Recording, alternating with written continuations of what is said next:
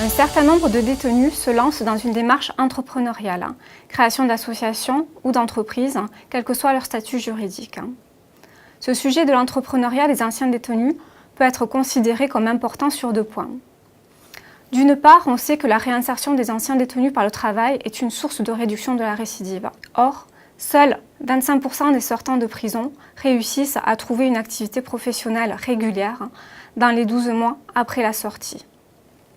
L'entrepreneuriat serait-il malgré tout un moyen pour se réadapter? Dans ce cas, peut-il y avoir des moyens mis en place pour le faciliter? D'autre part, le nombre de personnes incarcérées ne cesse d'augmenter depuis le début des années 2000 et atteint un niveau record, plus de 70 000 aujourd'hui en France. Quid de ces futurs sortants de prison? La problématique de la réadaptation via une activité semble d'autant plus aiguë.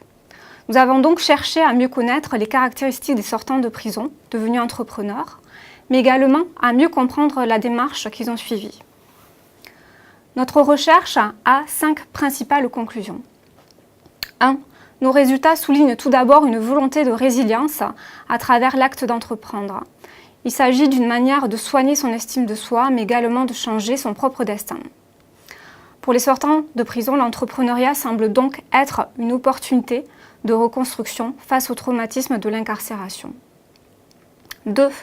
Ensuite, cette résilience entrepreneuriale apparaît comme intimement liée au besoin de liberté chez les anciens détenus. En effet, le refus de l'autorité d'un éventuel employeur est une motivation réellement prégnante. Cette motivation de caractère libertaire semble encore plus forte que chez les entrepreneurs classiques. 3. En outre, les anciens détenus ont des difficultés à créer, entretenir, développer un réseau, notamment lorsque la période d'incarcération est longue. La prison est désocialisante.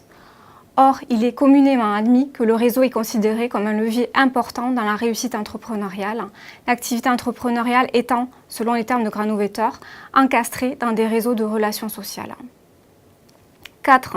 Toutefois, ces difficultés de réseautage semblent compensées par un fort sentiment d'auto-efficacité, croyance qu'une personne a dans sa capacité à atteindre ses objectifs.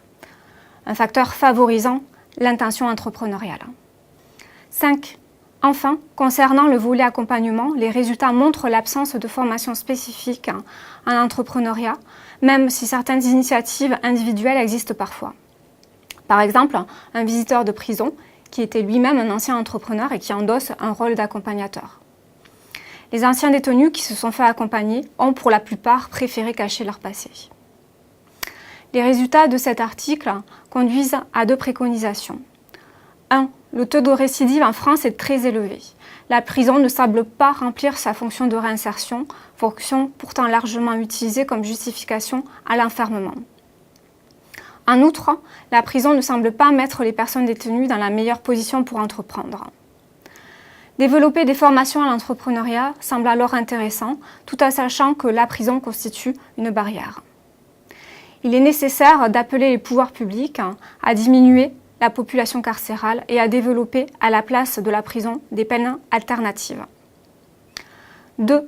En attendant que la situation puisse évoluer, il pourrait être intéressant de mettre en place ce type de formation pendant la période d'incarcération et en fin de peine. Ceci pourrait constituer une voie supplémentaire vers la réadaptation par le travail de certains anciens détenus.